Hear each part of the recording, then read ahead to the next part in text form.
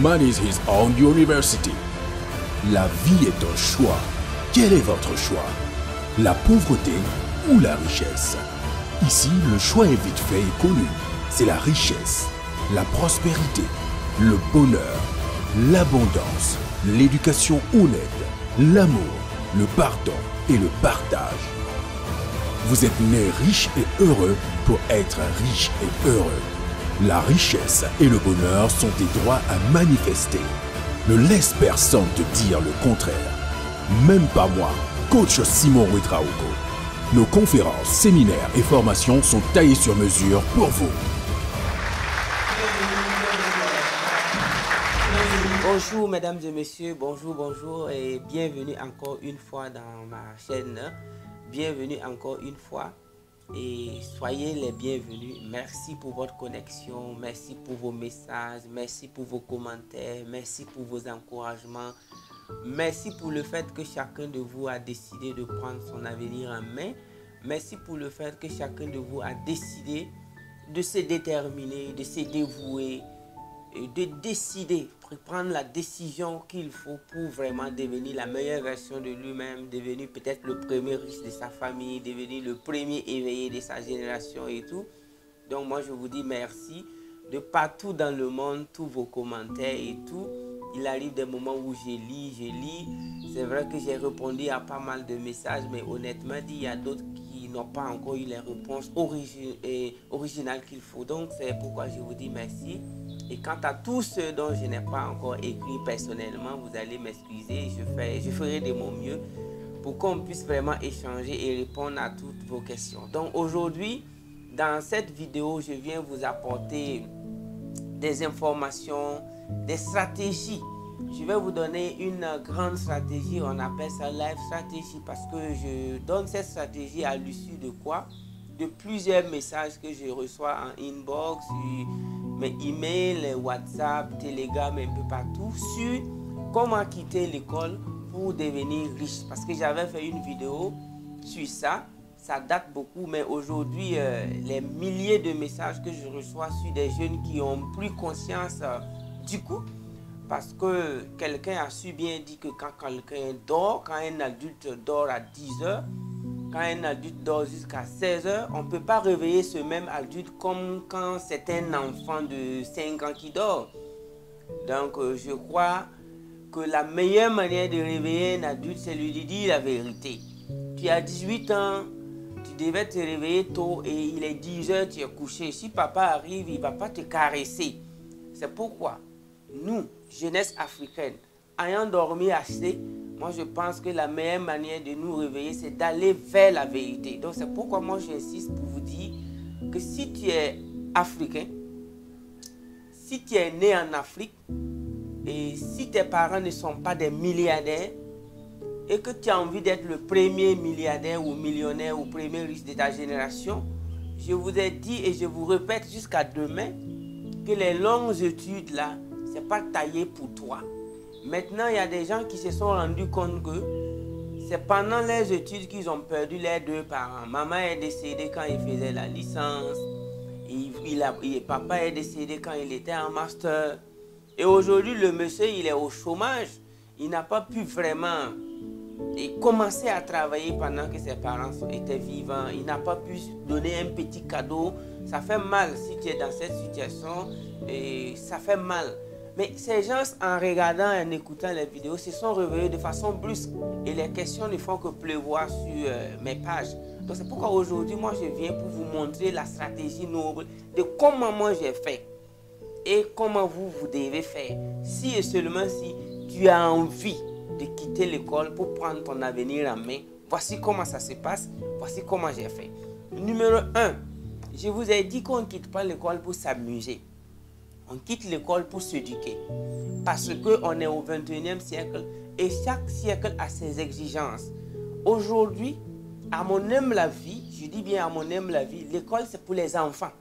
C'est-à-dire, tu n'as pas encore atteint l'âge de la puberté.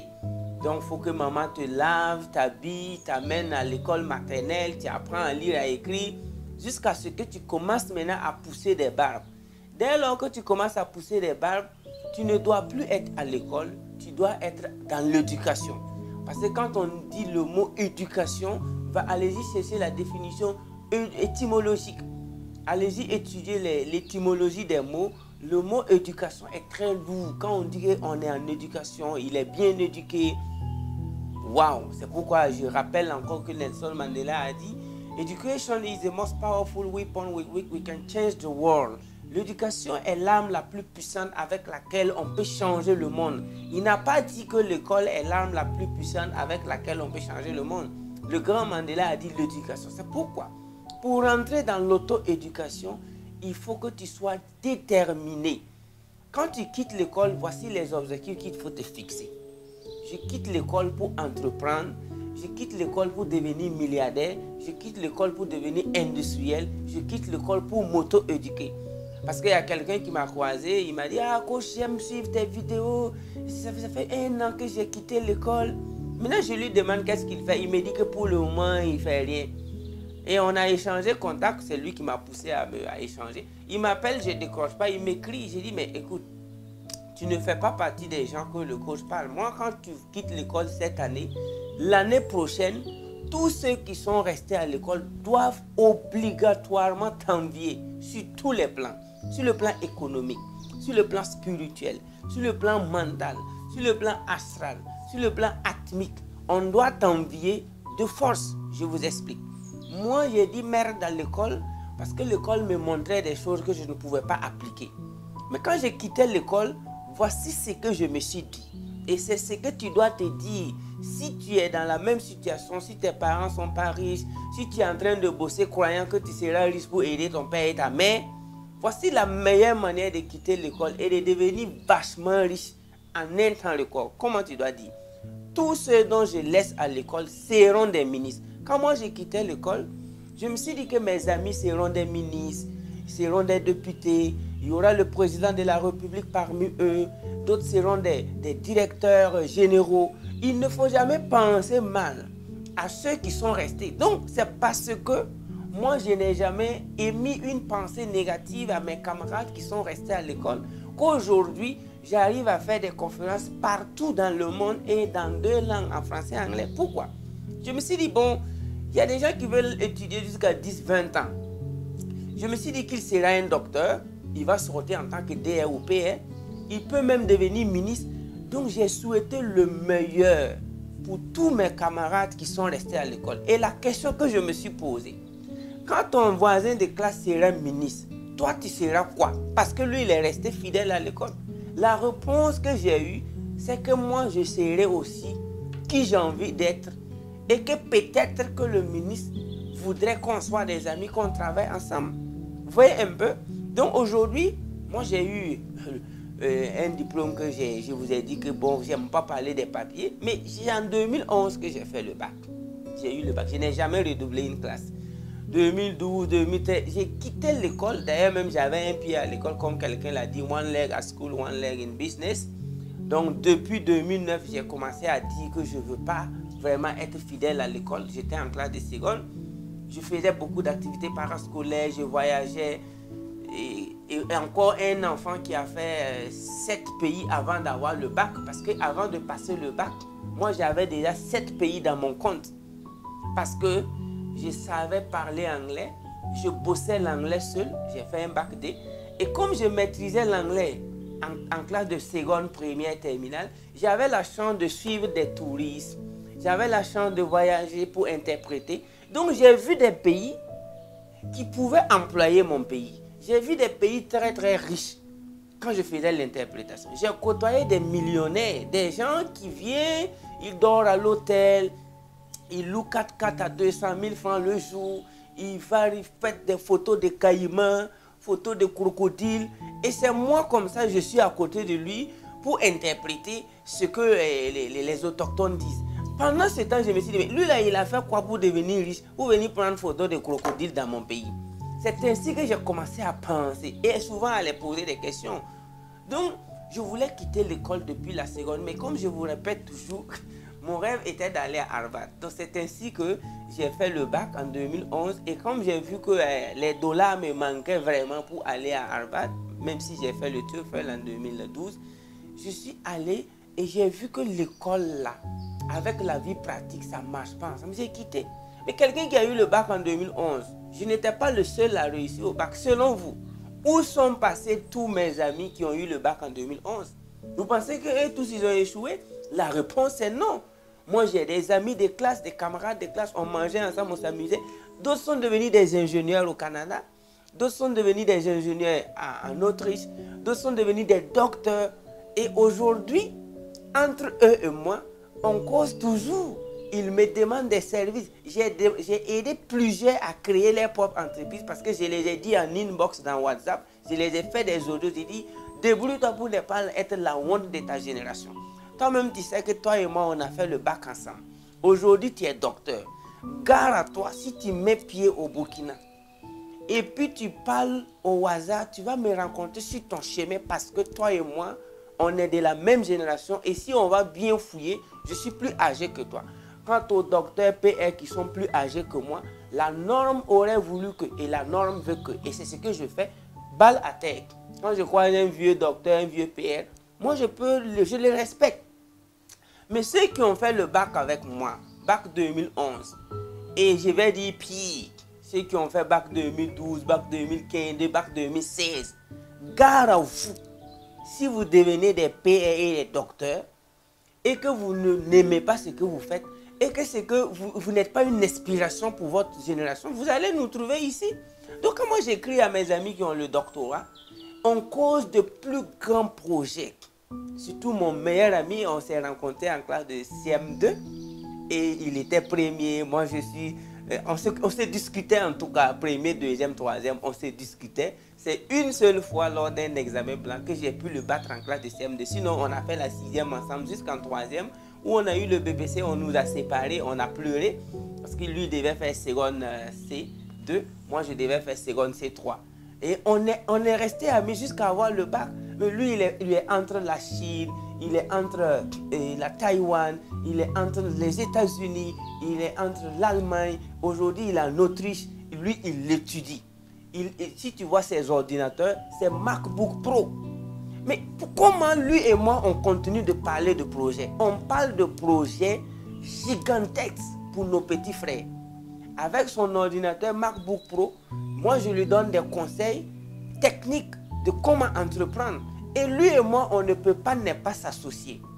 Pourquoi? Parce que je n'ai pas quitté l'école pour m'asseoir sur des kiosques, pour boire du Nescafé, pour dire que l'école n'est pas bon. Je n'ai pas quitté l'école pour aller faire du n'importe quoi, dire l'école n'est pas bon. Moi, j'ai quitté l'école pour bosser comme, je ne peux pas vous dire, je bosse comme un fou. J'ai quitté l'école pour lire tous les livres qu'il faut lire. J'ai quitté l'école pour m'auto-éduquer à des millions de francs. J'ai quitté l'école pour pouvoir voyager partout dans le monde. Donc, je quitte l'école pour que mes camarades qui sont laissés à l'école, même si un venait à être professeur d'université, quand on va se croiser, mais on se respecte parce qu'on est de la même génération. Peut-être qu'on a le même âge. Maintenant, si toi, tu dis que le coach a dit que l'école n'est pas bon, l'école là... Et puis, tu n'es pas en train de lire au minimum un livre par semaine. Mon ami, quitte sur mon chemin. Quand tu vas entendre coach Simon, je te vais te demander d'oublier mon nom parce que je ne m'adressais même pas à toi. Si tu quittes l'école et que tu ne peux pas finir un livre par semaine, quand tu vas entendre le nom coach Simon Ouedraogo, je vais te demander pardon. Éloigne-toi de moi. Parce que l'Afrique que nous voulons construire, l'Afrique que nous voulons vraiment réveiller, ce n'est pas une Afrique de médiocre. Ce n'est pas une Afrique de tâtonnement. C'est une Afrique de scientifiques. C'est une Afrique des gens qui savent ce qu'ils font. C'est une Afrique des gens qui sont allés à la source, hyper cultivés. Donc, moi, je n'ai pas... Depuis que j'ai quitté l'école, j'ai fait des nuits blanches. À 2h du matin, je lis. À 3h du matin, je bosse. Je passe mon temps à poser des questions. Google me connecte. Je passe le temps à télécharger des livres, à suivre des séminaires parce que je me suis dit, le jour que mes camarades seront en train d'être couronnés docteurs, si on va bien voir, la nature devrait être en train de me couronner PR. C'est l'objectif que je me suis fixé. Donc, aujourd'hui, je suis content que je donne des cours dans des conférences dans des universités. je fais business avec des professeurs d'université. Aujourd'hui, il y a des DR qui sont associés à moi dans d'autres projets. Vous voyez? Donc, quand j'ai mes conférences, je vois dans la salle des PR et des DR qui sont venus s'asseoir pour m'écouter. Mais vous pensez qu'après la conférence, comment je me comporte envers eux? Je m'en vais m'incliner. Respect total. Bonjour docteur. Qu'est-ce que tu penses qu'on peut faire? Et on échange. Pendant ce temps, si toi tu as quitté l'école, c'est Nescafé tu vois. Si toi tu as quitté l'école, tu te promènes, c'est du Tarmazol, du Dugdal et du Kaolinyang que toi tu prends. Mais écoute, et puis tu ne lis pas, tu ne te cultives pas. En fait, tu ne pourras pas marcher avec moi. Donc moi, je suis là ici pour vous dire, jeunesse africaine, l'école bizarre que vous avez devant vous là, vous pouvez décider dès lors que vous savez lire et écrire, de dire merde à cette école-là et de prendre votre destin en main. Et on prend son destin en main en se cultivant tous les jours, en lisant, en allant vers des gens qui savent vraiment, qui ont déjà fait ce que tu fais. À partir de là, moi je vous garantis le succès totalement. Tu vas avoir beaucoup d'argent, tu vas avoir beaucoup d'informations, tu vas avoir beaucoup d'amis et tout. Donc si je vais vous citer les PR et les DR avec qui moi je prends souvent du thé ensemble, souvent on se rencontre dans des restaurants VIP, on discute des grands projets ensemble. Mais moi je mesure mon âge, je suis à la trentaine. Mais je me suis dit, je quitte l'école avant l'âge de 30 ans. Si j'avais su même à 15 ans, j'allais quitter cette école, système éducatif là. Mais moi, je veux que si tu quittes l'école à l'âge de 18 ans, quand tu auras 40 ans, tu dois donner cours à des docteurs de 30 ans. Parce que toi, tu as quitté l'école à 18 ans. Aujourd'hui, tu as 40 ans. Tous les docteurs et les PR de 35 ans doivent venir t'écouter. Parce que tu as 40 ans et ils ont 35 ans. Donc, tu es le grand frère sur tous les plans. Tu as bossé, tu as lu, tu commandes les livres, tu participes au séminaire, tu mets en pratique tout ce que tu apprends et tu crées des entreprises, tu crées des usines.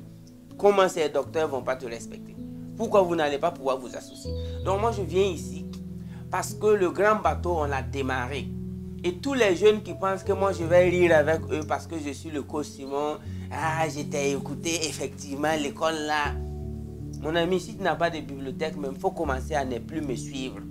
Parce qu'on ne pourra pas créer tout ce qu'on veut créer en Afrique avec des gens qui ne connaissent rien. Ici, là, s'il n'y a rien, là, on ne pourra pas s'associer, on ne pourra pas travailler.